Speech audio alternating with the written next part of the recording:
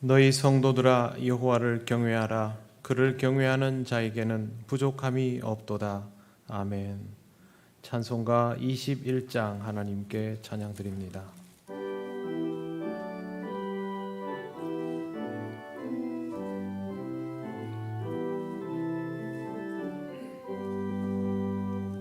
다 찬양하여라. 전능과 창조의 주께 내 혼아 주 찬양 평강과 구원의 주님 성도들아 주 앞에 이제 나와 즐겁게 찬양하여라. 다 찬양하여라. 놀라운 만유의 주께 포근한 날개 민들 품어 주시는 주님 성도들아 주님의 뜻 안에서 내 소원 다 이루리라. 다 찬양하여라. 온 몸과 마음을 바쳐 이 세상 만물이 주 앞에 다 나와 찬양 성도들아 기쁘게 소리 높여 영원히 찬양하여라.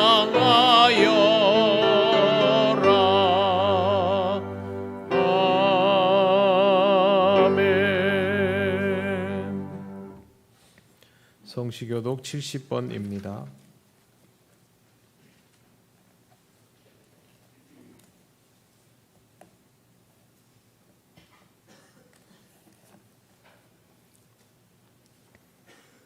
내가 붙드는 나의 종, 내 마음에 기뻐하는 자, 곧 내가 택한 사람을 보라.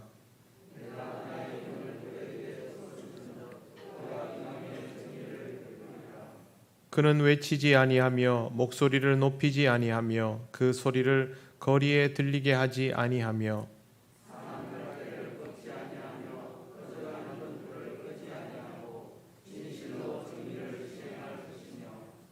그는 쇠하지 아니하며 낙담하지 아니하고 세상에 정의를 세우기에 이르리니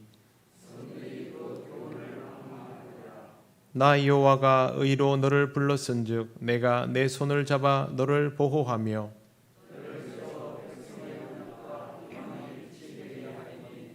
내가 눈먼 자들의 눈을 밝히며 갇힌 자를 감옥에서 이끌어내며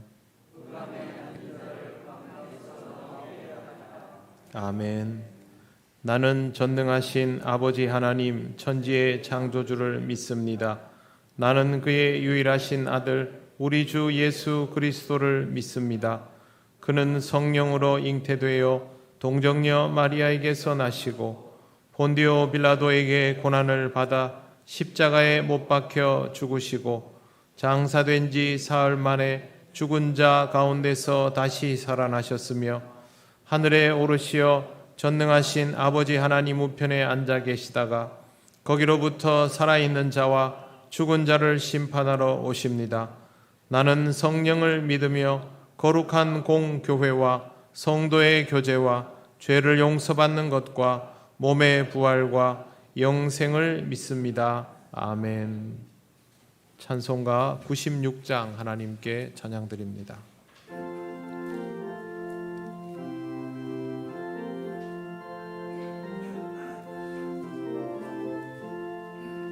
예수님은 누구신가? 오는 자의 위로와 없는 자의 풍성이며 천한 자의 높음과 자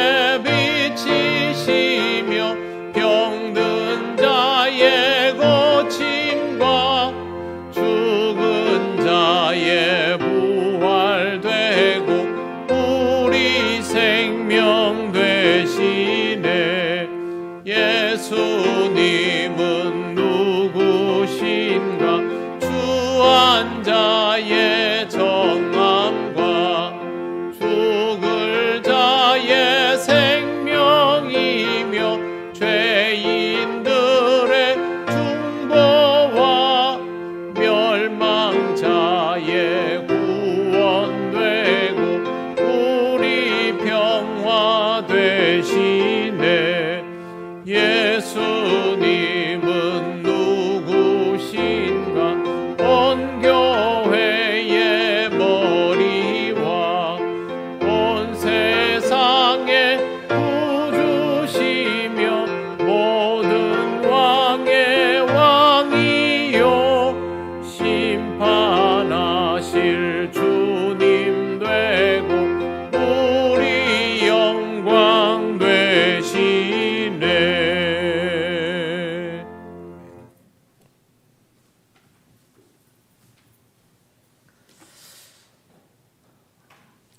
사랑의 하나님 아버지, 고요의 명절 추석을 저희들에게 허락하셔서 온 친지들과 자녀들이 하나님 은혜 가운데서 잘 지낼 수 있도록 은혜 주심에 감사합니다. 오늘은 거룩하고 복된 날, 주님의 날을 저희들에게 허락하여 주시사 하나님을 사모하는 주의 모든 자녀들이 오늘도 이 거룩한 주님의 성전에 나와서 이 시간 말씀과 찬양으로 통하여 하나님 앞에 영광 올려드리기를 원합니다. 드려지는 귀한 이 예배가 오직 하나님께만 영광이 되는 귀한 예배가 되게 하여 주시옵소서. 하나님께서 저희들을 이토록 사랑하여 주셔서 하나님의 자녀로 살아갈 수 있도록 늘 인도하여 주시고 함께하여 주신 은혜 감사합니다. 그러나 저희들이 세상 가운데 살아갈 때에 저희들의 욕심과 아버지 하나님이여 세상의 유혹에 빠져서 하나님을 저버리고 저희들 마음대로 살아왔던 모습들을 가지고 오늘도 이 전에 나와서 이 시간 하나님 앞에 내려놓고 자박하는 마음으로 하나님 앞에 회개하오니 저희들의 죄를 다 사여 주시옵소서. 그리하여 사랑하는 목사님 말씀으로 통하여 저희들이 이 시간 은혜 받을 때에 저희들의 심령에 성령 충만, 은혜 충만, 또 사랑할 수 있는 아버지 하나님의 충만도 저희들에게 허락하여 주셔서 이 마음 가지고 세상 가운데 나아가 살아갈 때에 하나님의 영광을 드러내는 삶을 살아가기에 부족함이 없는 저희들 되게 하여 주시옵소서. 그리하여 하나님의 나라와 의를 구하는 저희들 다 되게 하여 주시기를 원합나이다. 하나님께서 목사님으로 통하여 말씀을 저희들에게 주실 때에 각인의 믿음대로 아멘 아멘 하면서도 아버지 하나님의 이 성전의 문턱을 넘어서면은 사랑하기보다는 미워하고 시기하고 질투하고 용서하지 못하고 아버지 하나님이 하야하지 못하고 살아가는 저희들의 모습이 아닌가 봅니다. 만약에 저희들이 하나님께서 불러서 하나님 앞에 섰을 때에 하나님께로부터 착하고 충성된 종이라고 칭찬받아야 하는데 혹시라도 게으르고 악한 종이라고 저 어두운 곳에 던져버리라고 저희들이 아버지 하나님의 명령을 받을 때라면 얼마나 저희들이 비참하고 억울하겠습니까? 하나님 앞에 가기 전에 저희들이 먼저 뒤돌아보면서 이러한 모습들을 회개하고 저희들이 용서를 구하는 이 시간이 되게 하여 주시옵소서. 사랑의 하나님 아버지, 코로나19로 인하여 저희 총회의 모든 산하에 있는 교회들이 20% 내지 30%가 교인이 줄고 재정이 줄었다고 합니다. 그러나 저희 교회는 아직까지 하나님 은혜 가운데서 그렇지나 힘들지 않게 하여 주심에 감사합니다. 이러한 모든 것들이 하나님의 뜻이 있음을 저희들이 믿사오는데 저희 통영시찰 산하에 있는 19교회 가운데서도 저희 통영교회를 제일 큰 교회로 세워주시고 저희 교회로 통하여 하나님의 사역을 감당할 수 있도록 은혜를 주심에 감사합니다. 앞으로도 저희 교회가 섬에 있는 교회들 가운데서 성도가 없는 교회도 있고 3사람, 6사람, 9사람 이렇게 있는 교회들이 숱한 가운데 있사온데 아버지 하나님 그 교회를 지키기 위하여 목회하는 목사님들을 위로하여 주시옵소서. 그리하여 저희 교회가 그러한 교회들과 같이 협력하여서 이 지역의 복음화를 위하여 더욱더 헌신하고 봉사하는 저희 통영교회가 되게 하여 주시기를 간절히 빌고 원합나이다. 그리하여 저희들이 내년에는 이러한 모든 것들을 계획하고 꿈꿀 수 있도록 도와주시옵소서. 이를 감당할 수 있도록 재정적으로 하나님께서 많은 은혜를 주시고 또 아버지 하나님이여 많은 일꾼들을 세워서 훈련하게 하여 주셔서 하나님의 일에 감당할 수 있는 우리 통영교회가 되게 하나님께서 은혜를 다하여 주시기를 간절히 빌고 원합나이다. 오늘도 이 시간 말씀을 듣기를 원하옵나이다.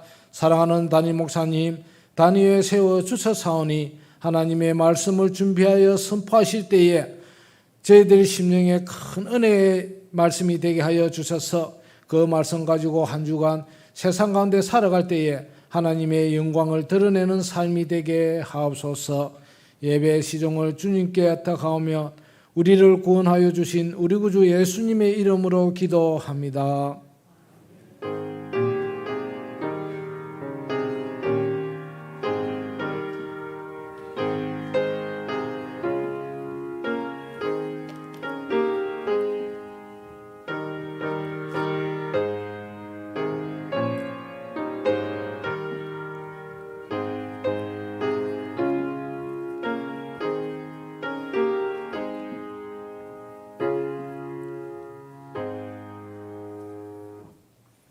하나님께서 우리에게 주시는 말씀 요한복음 3장 16절에서 21절입니다.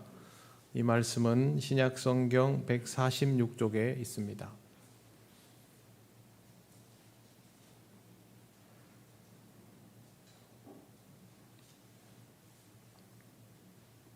요한복음 3장 16절에서 21절 말씀을 봉독합니다. 하나님이 세상을 이처럼 사랑하사 독생자를 주셨으니 이는 그를 믿는 자마다 멸망하지 않고 영생을 얻게 하려 하심이라. 하나님이 그 아들을 세상에 보내신 것은 세상을 심판하려 하심이 아니요 그로 말미암아 세상이 구원을 받게 하려 하심이라.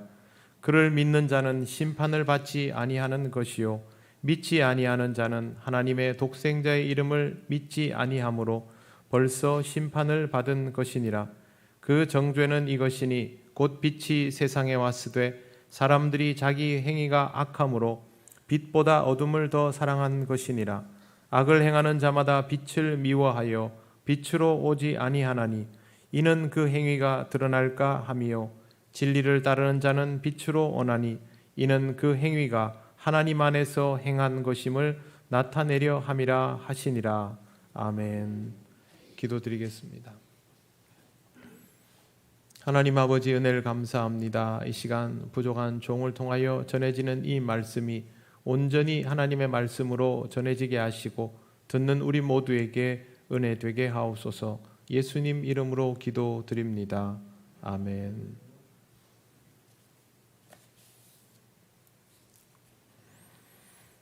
하나님이 이 세상을 이처럼 사랑하사 독생자를 주셨으니 이는 그를 믿는 자마다 멸망하지 않고 영생을 얻게 하려 하심이라. 신앙생활을 하고 있는 사람은 누구나 외우고 있는 말씀입니다. 하지만 항상 이 구절만 외우지 이 구절이 포함된 전체 단락의 의미는 잘 모릅니다. 오늘 우리가 읽은 본문에는 하나의 이야기가 있습니다. 그래서 이 구절만 읽는 것이 아니라 전체 단락을 읽으면서 요한복음 3장 16절이 왜 그토록 중요한지를 알 수 있으면 좋겠습니다. 첫 번째 말씀드릴 것은 하나님은 우리를 사랑하신다는 것입니다. 사랑한다고 말해도 상대방이 그 사랑을 모르고 있으면 관계는 형성되지 못합니다. 하나님과 우리 사이도 마찬가지입니다. 하나님은 우리를 사랑하십니다. 이미 다 알고 있는 사실입니다. 그런데 하나님이 우리를 얼마나 사랑하시는지 우리는 과연 제대로 알고 있을까요? 사랑하고 있다면 하게 되는 행동이 있습니다. 대표적인 몇 가지를 말씀드리면 사랑한다고 말하는 것, 그리고 포근히 안아주는 것, 함께하는 것, 좋은 것을 선물하는 것 등입니다. 이것보다 더한 것이 있습니다. 자신의 것을 내어주는 것, 그리고 그보다 더한 것이 자신이 대신 희생하는 것입니다. 아버지가 딸을 위해서, 딸이 아버지를 위해서 간이나 신장을 이식하는 경우를 종종 뉴스에서 접할 때가 있습니다. 아무리 가족이라고 하지만 결코 쉬운 일이 아닙니다. 장기를 이식한다고 해서 반드시 회복된다는 보장도 없고 수술 과정 자체가 두 사람의 목숨을 위험하게 하기 때문에 선뜻 나서기 어렵습니다. 그럼에도 불구하고 이렇게 하는 이유는 사랑하기 때문입니다. 내 것을 내어주고 나를 내어주더라도 가족을 살리고 싶은 것입니다. 아이가 갓난쟁이일 때 다들 한두 번쯤은 응급실에 가보셨을 겁니다. 힘들어하는 아이를 보고 있으면 부모에게 저절로 드는 생각이 있습니다. 차라리 내가 아프고 말지. 하나님은 차라리 내가 아프고 말지라고 생각하시며 사랑의 마음을 몸소 실천하셨습니다. 우리보다는 하나님이 아픈 것을 선택하신 것입니다. 그것이 바로 사랑하는 독생자를 내어주시는 사건입니다. 내가 아픈 것보다 자식이 아픈 것이 더 아프게 느껴지는 법입니다. 물론 이런 느낌을 가지지 못하는 부모가 간혹 있습니다만 제대로 자식을 사랑하는 부모라면 당연하다고 생각하며 이런 감정을 가집니다. 그러니 하나님의 입장에서는 우리가 죄로 병들어가는 것도 참 마음 아픈 일이고 독생자가 십자가를 지고 죽으시는 것도 고통스러운 일입니다. 그런데 하나님은 우리를 위하여 독생자를 내어주셨습니다. 그것은 하나님께서 택하실 수 있는 가장 아픈 방법입니다. 이렇게 아픈 방법을 선택하신 이유는 그렇게 해서라도 우리를 살리고 싶기 때문입니다. 이것으로 하나님이 우리를 얼마나 사랑하시는지를 명백히 확인할 수 있습니다. 두 번째, 그러면 우리는 이런 하나님의 사랑을 얼마나 알고 있을까요? 우리는 늘 하나님 앞에서 청산유수로 말을 하고 고백을 합니다. 하지만 진심은 항상 말보다는 행동이지요. 우리가 하나님의 사랑을 얼마나 알고 있는지 하나님을 향한 우리의 태도로 확인할 수 있습니다. 하나님의 사랑을 받으면 하게 되는 행동이 있기 때문입니다. 조금 전에 말씀드린 사랑하면 하게 되는 것들과 같습니다.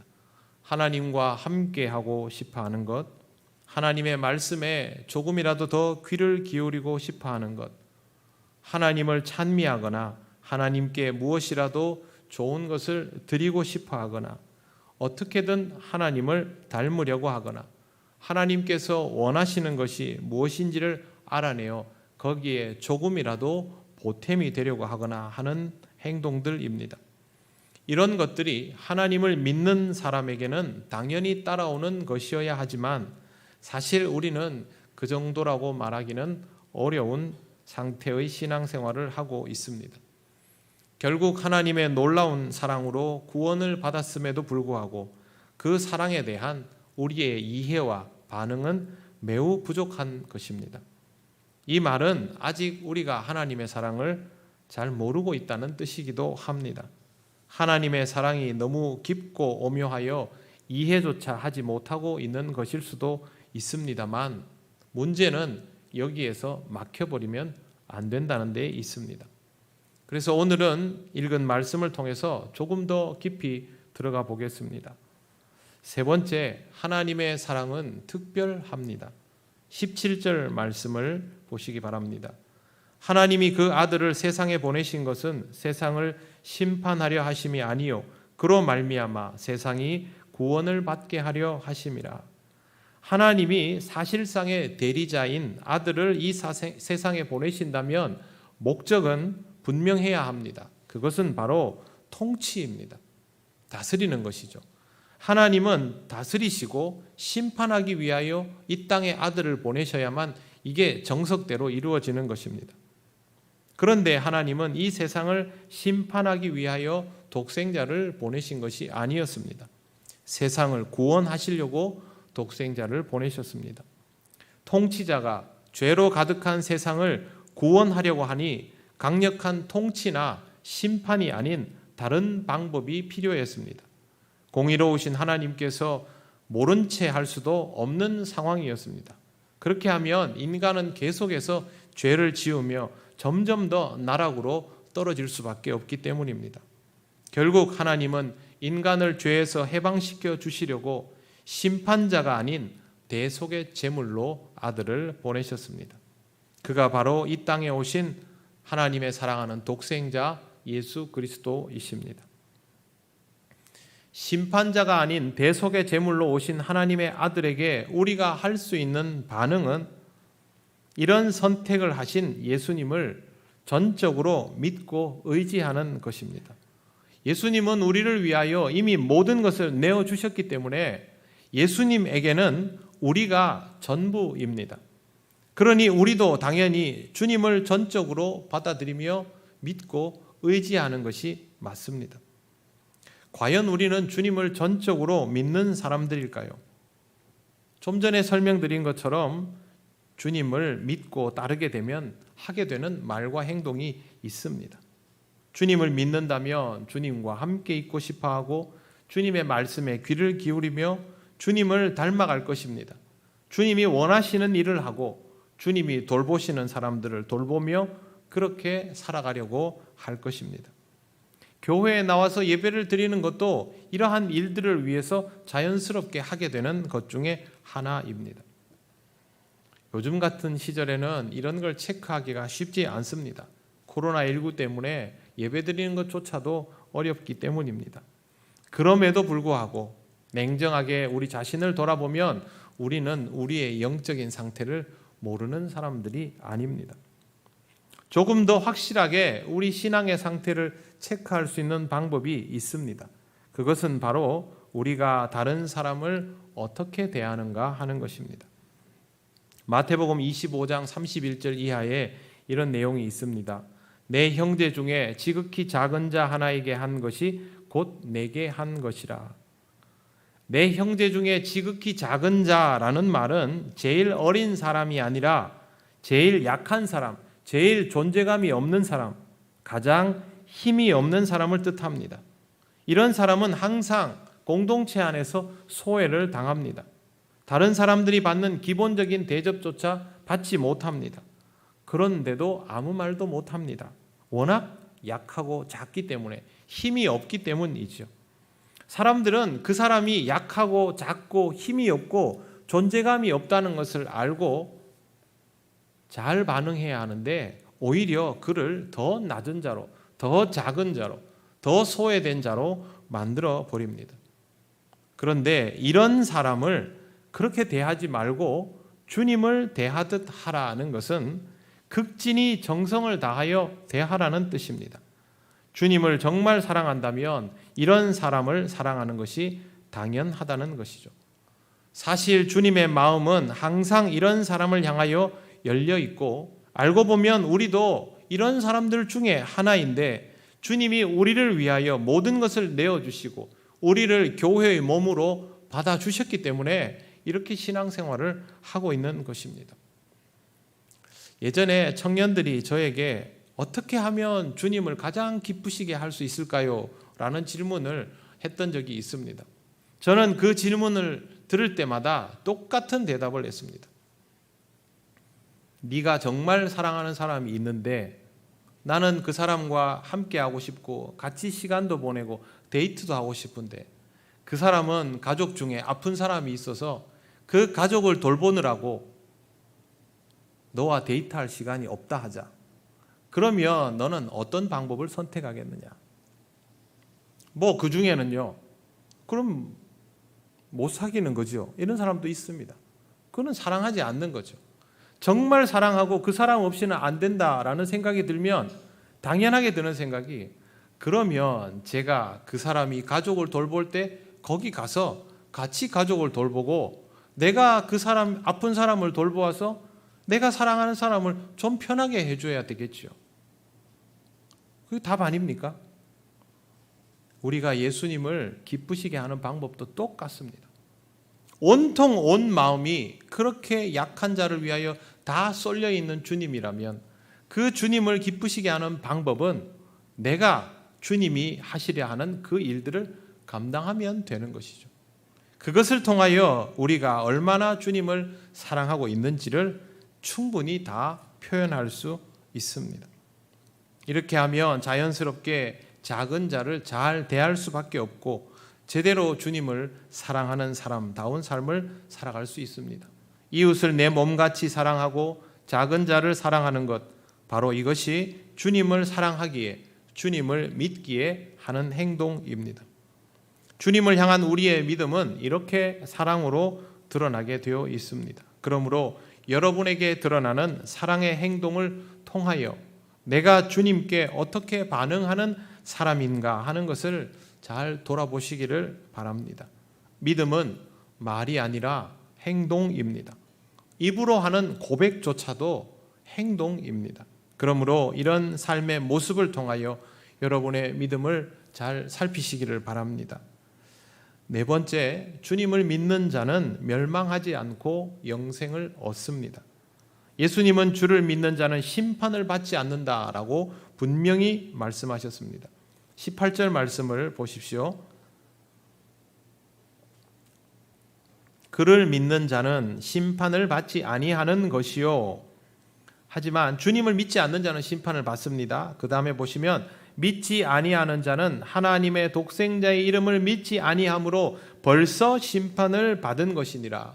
이 본문에서 다른 건 놓쳐도 상관없습니다만 절대 잊어서는 안 될 것이 벌써 심판을 받은 것이니라 하는 표현입니다. 예수님을 믿지 않는 상태로 있는 사람은 이미 그것으로 심판을 받았다라고 말씀하시는데 우리는 이렇게 이해하고 있지 않습니다. 아직은 미확정의 상태이고 나쁜 짓을 하게 되면 심판을 받고 이렇게 생각을 합니다. 그런데 예수님이 이렇게 말씀하시면 좀 혼란스럽죠. 아직도 나에게 기회가 많다고 생각하는데 이렇게 말씀하시면 좀 부담스럽지 않은가? 우리를 겁주려고 이런 말씀을 하시나? 그렇게 반응할 수 있습니다. 그러나 가만히 들여다보면 예수님의 말씀이 당연합니다. 왜 그러냐면 우리는 이미 죄로 인하여 죽을 수밖에 없도록 확정되어 있는 사람들이라서 그렇습니다. 결국 그 말은 벌써 심판을 받은 상태라는 뜻이죠. 하나님을 믿지 않는 사람의 상태가 그냥 적당한 선에서 유지될 것이다 라고 생각하는 건 인간의 희망사항이고 착각입니다. 그러다 보니 우리가 마치 하나님의 역사 안에서 무슨 선택을 할 수 있는 것처럼 오해하기도 합니다만 우리는 이미 결정난 상태이고 이 땅에 보내주신 주님을 제대로 믿을 때 이미 결정난 것에서 놀라운 은혜로 복구될 수 있습니다. 그 외의 상황에는 전부 사망입니다. 이미 확정되어 있다는 것이죠. 이미 확정된 것을 예수님께서 오셔서 십자가를 지심으로 회복시켜 놓았다라는 거고 내가 거기에 포함되어야 회복이 되는 것이고 그렇지 않으면 지금도 앞으로도 우리는 벌써 심판받은 사망의 상태라는 것입니다.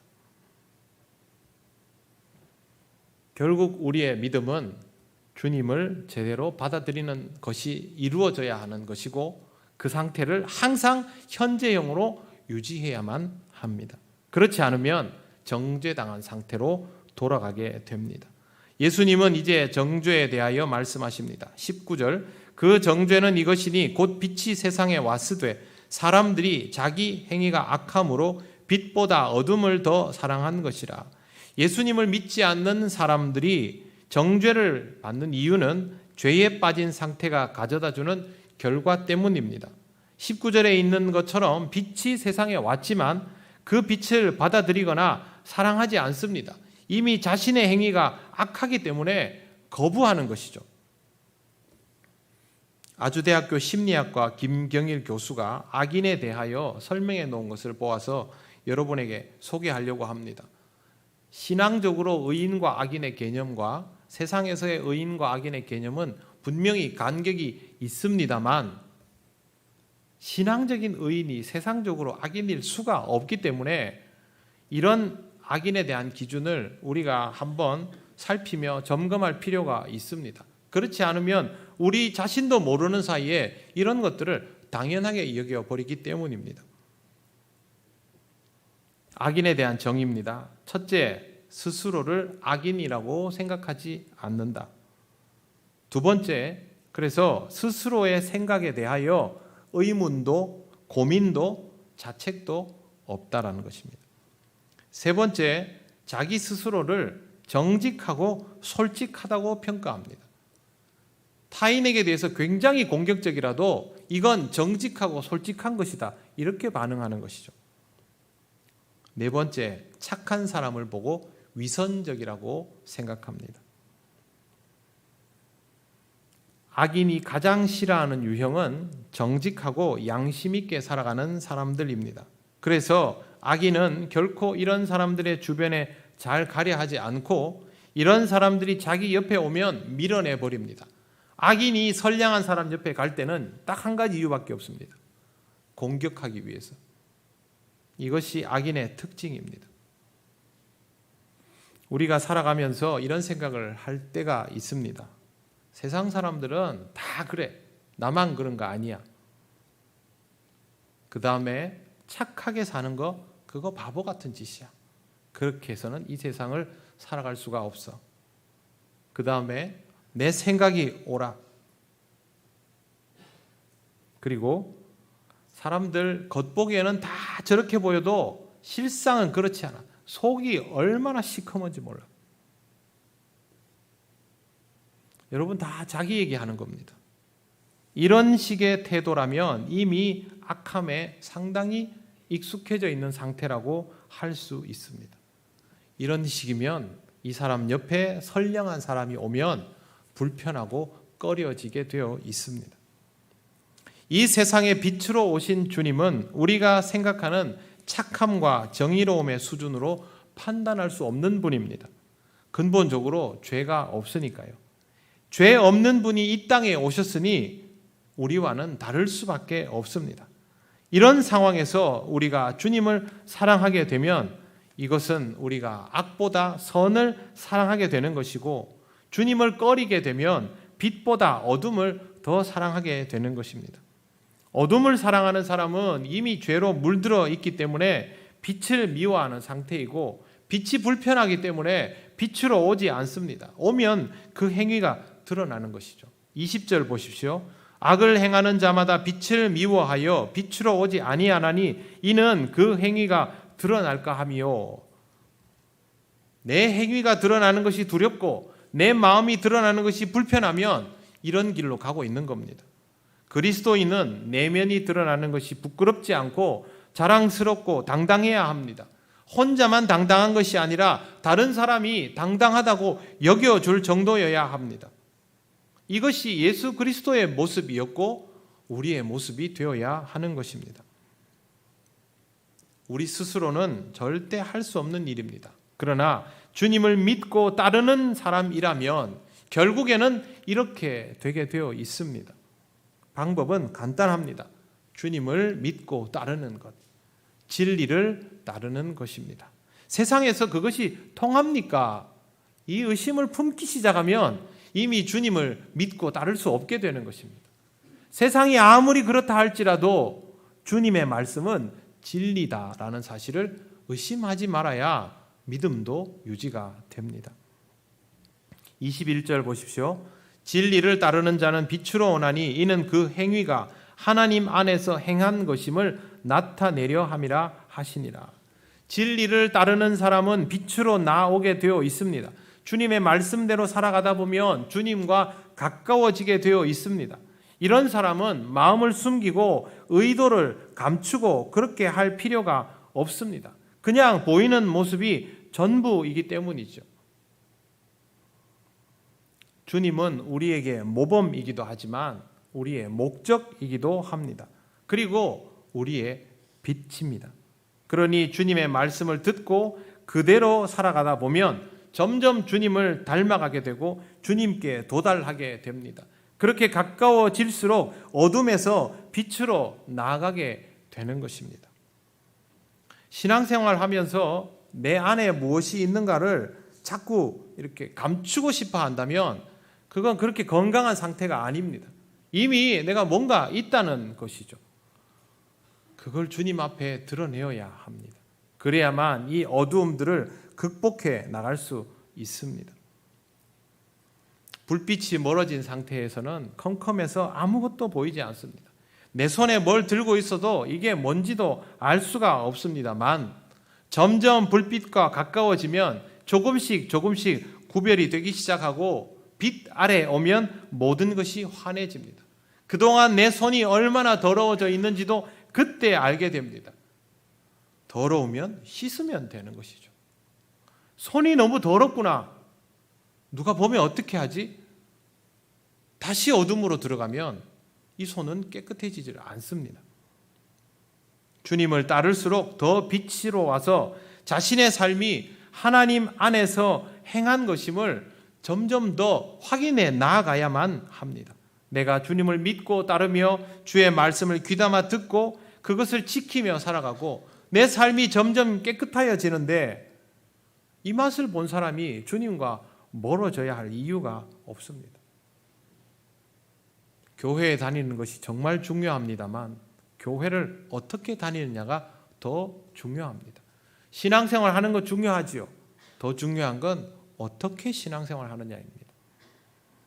초등학교, 중학교, 고등학교 때는 아이들이 구별이 안 됩니다. 중고등학교 때 교복 입고 똑같이 학교 가가지고 똑같이 집에 오고 이러면 다 고만고만해 보입니다. 앞으로 누가 어떤 인생을 살지 모릅니다. 그냥 성적이 좀 높으면 저 사람의 삶은 좀 윤택하겠구나. 성적이 높지 않으면 고생을 좀 하겠구나. 이런 식의 아주 단조로운 추측을 할 뿐이지만 그것도 맞지 않습니다. 그런데 학교를 졸업하고 자기 진로를 정하고 직장을 다니고 어려움들을 직면하고 그것을 극복하고 배우자를 만나고 이런 과정을 겪다 보면 어떤 사람은 자기가 원하고 꿈꾸던 그 길을 꾸준히 가는 사람이 있고 어떤 사람은 자기가 절대 가고 싶어 하지 않던 그 길을 가고 있는 사람도 있습니다. 출발은 똑같았는데 나중에는 달라지게 되는 것이죠.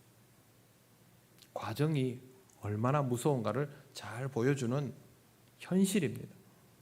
신앙생활도 마찬가지입니다.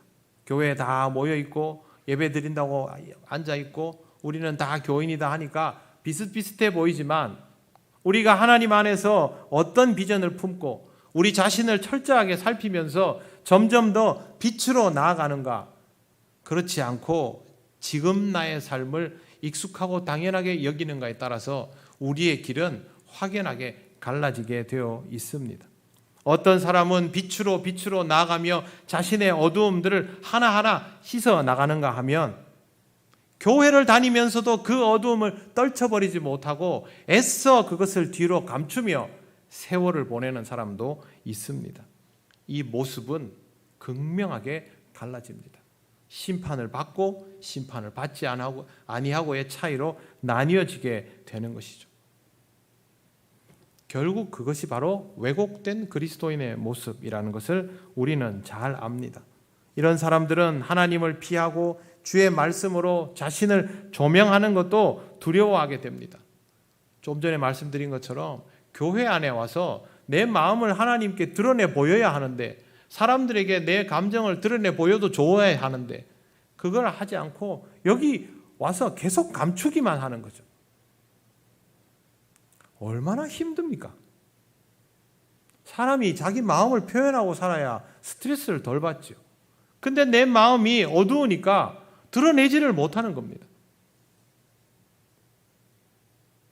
여러분, 기쁨과 감사가 충만한 인생, 그러나 내 마음에 그런 것들을 가지고 있지 않음을 위장해야 하는 인생, 어떤 길을 가야 하겠습니까? 사랑하는 성도 여러분, 우리의 삶이 망쳐지라고 하나님이 우리를 이처럼 사랑하신 것이 아닙니다. 이제는 어둠을 벗고 빛으로 나아가도록 그렇게 놀랍고 충격적인 선택을 하신 것입니다.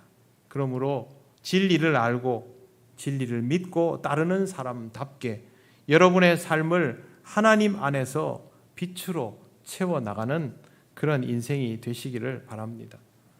여러분이 빛이 나면 주님이 빛이신 것을 온 세상이 다 알게 됩니다. 먹구름이 가득하고 폭우가 쏟아진 뒤에 하늘이 열리며 햇빛이 쏟아질 때의 청명함을 기억하실 것입니다. 우리 인생에 주님이 찾아오시는 사건은 바로 이와 같습니다.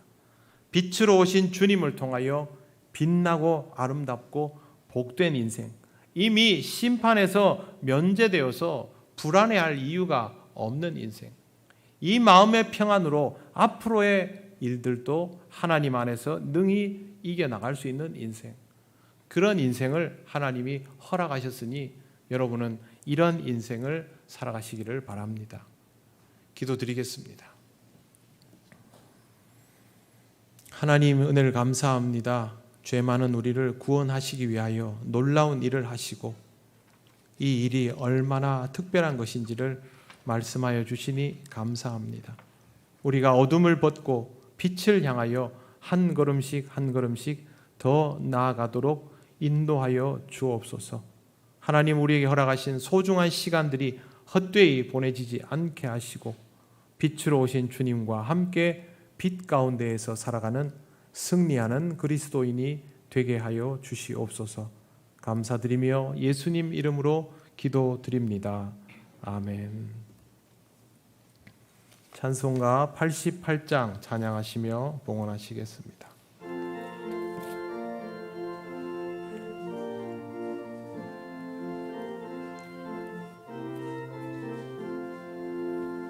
내 진정 사모하는 친구가 되시는 구주 예수님은 아름다워라. 산 밑에 백합화요 빛나는 새벽별 주님 영원할 길 아주 없도다. 내 맘이 아플 적에 큰 위로 되시며 나 외로울 때 좋은 친구라. 주는 저 산 밑에 백화 빛나는 새벽별 이 땅 위에 비길 곳이 없도다. 내 맘의 모든 염려 이 세상 고락도 주님 항상 같이 하여 주시고 시험을 당할 때에 악마의 개교를 즉시 물리치사 나를 지키네. 온 세상 날 버려도 주 예수 안 버려 끝까지 나를 돌아보시니. 주는 저 산 밑에 백화 빛나는 새벽별 이 땅 위에 비길 것이 없도다. 내 맘을 다하여서 주님을 따르면 길이 길이 나를 사랑하리니. 물불이 두렵지 않고 창검도 겁없네. 주는 높은 산성 내 방 되시라.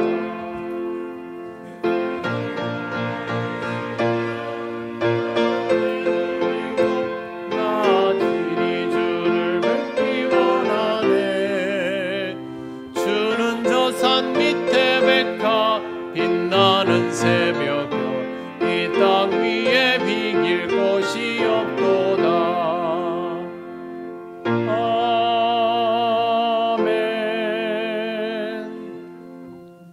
하나님 감사합니다. 오늘도 하나님 앞에 기쁜 마음으로 예물을 드립니다. 언제나 하나님의 은혜 속에 살아가며 기쁨으로 예배하고 예물 드리는 우리 통영교회 모든 성도들 되게 하여 주옵소서. 다음 한 주간도 하나님께서 지키시고 인도하여 주심을 믿습니다. 우리는 믿음으로 살아가며 하나님 허락하여 주신 은혜를 경험하게 하옵소서. 이 예물은 하나님 나라와 영광을 위하여 귀하게 쓰이게 하옵소서. 예수님 이름으로 기도드립니다. 아멘.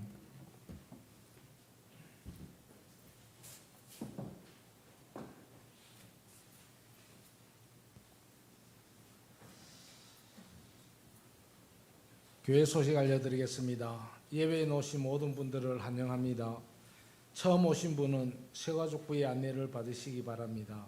예배 전 교인 첫날 새벽 기도회가 10월 1일 금요일 본당에서 있겠습니다. 두 번째, 다음 주일 10월 3일은 만국 성례주일입니다. 안내 구역마다 전화 안부로 아름다운 성도 교제를 나누어 가시기 바랍니다. 주보에 없는 광고 두 가지 더 하겠습니다. 우리 김말선 집사님께서 당회실에 우리가 한 30년 전에 이렇게 의자하고 탁자를 이렇게 구입을 했는데 참 오랫동안 사용을 했습니다. 그래서 낡고 이래서 우리 목사님께서 이렇게 소파를 조금 바꿨으면 하는 시점에 우리 김말선 지사님께서 소파 개인 7개와 탁자 1개를 이렇게 당의실에 이렇게 기증을 했습니다. 그래서 저와 우리 김성도 장로님이 마산 가서 이렇게 구입을 해서 아마 내일이면 올 것 같습니다. 예, 우리 김할선 집사님을 위해서 우리 성도님들 많이 기도해 주시고 또 건강을 위해서 기도해 주시면 감사하겠고요. 또 한 가지는 우리 담임 목사님께서 노예 130회기 해록 서기로 이렇게 등록하셨습니다. 해록 서기로 이렇게 당첨될 수 있도록 기도해 주시고 또 노예에 섬길 수 있도록 이렇게 기도 많이 해 주시면 감사하겠습니다. 9월 함께 나눌 기도 제목과 좋은 습관까지 캠페인은 주보를 참고해 주시면 감사하겠습니다. 이상입니다.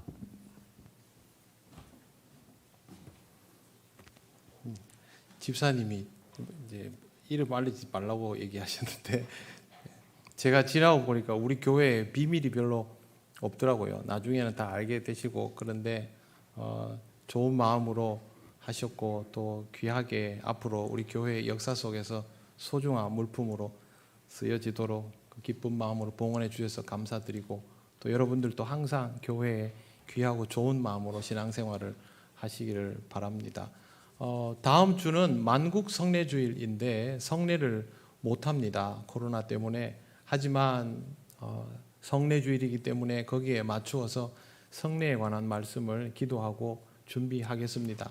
여러분들도 성례가 베풀어지지 않는다고 성례가 없다고 생각하지 마시고 영으로 예배하는 그리스도인답게 성례하는 마음으로 예배를 준비하여 주시기를 바랍니다.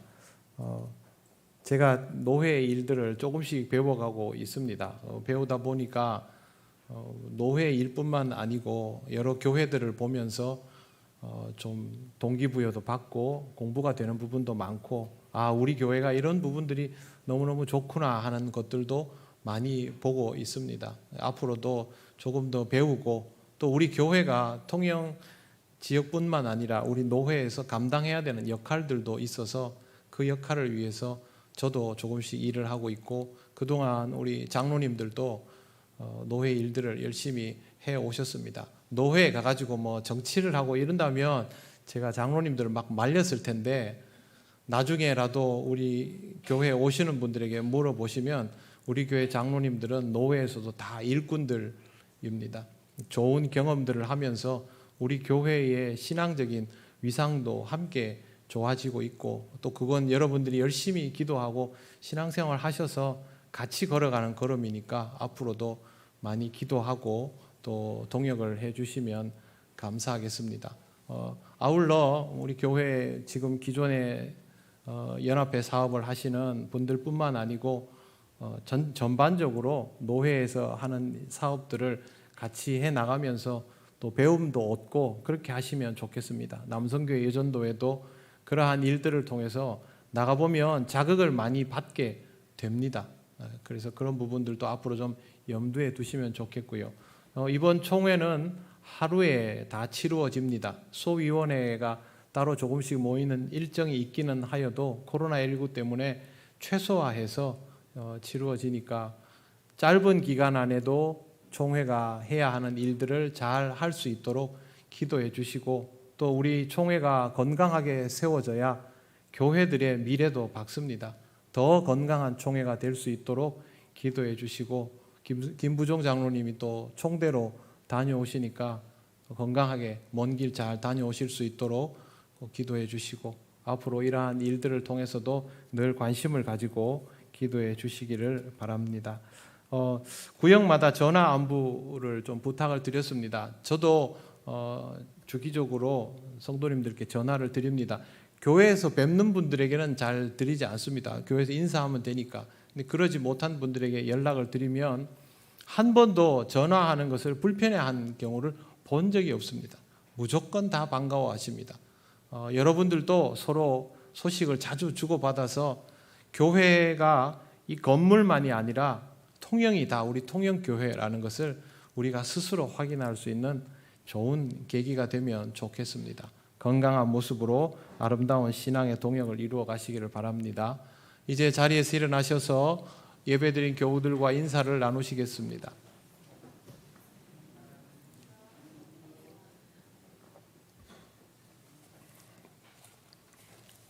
찬송가 635장 주기도문 찬양 드립니다.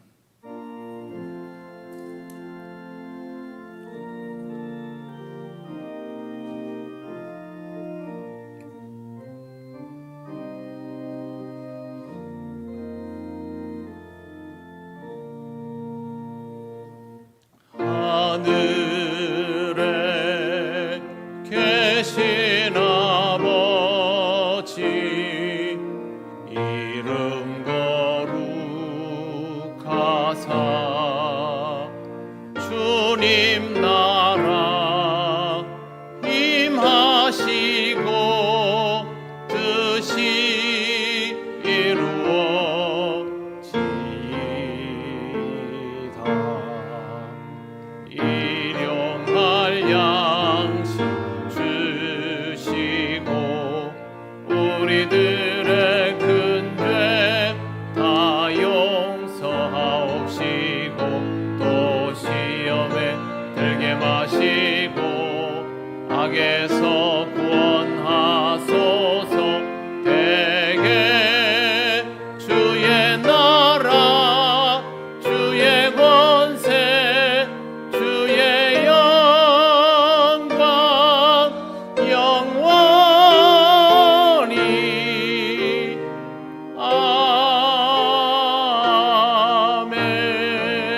아멘. 우리 주 예수 그리스도의 크신 은혜와 하나님 아버지의 놀라우신 사랑과 성령님의 교통하시고 인도하여 주심이 주 예수 그리스도를 온전히 믿음으로 구원받은 자답게 이 땅을 살아가기를 원하는 이 시간 예배하는 권속들 위해 영원토록 함께 하시기를 간절히 축원하옵나이다. 아멘.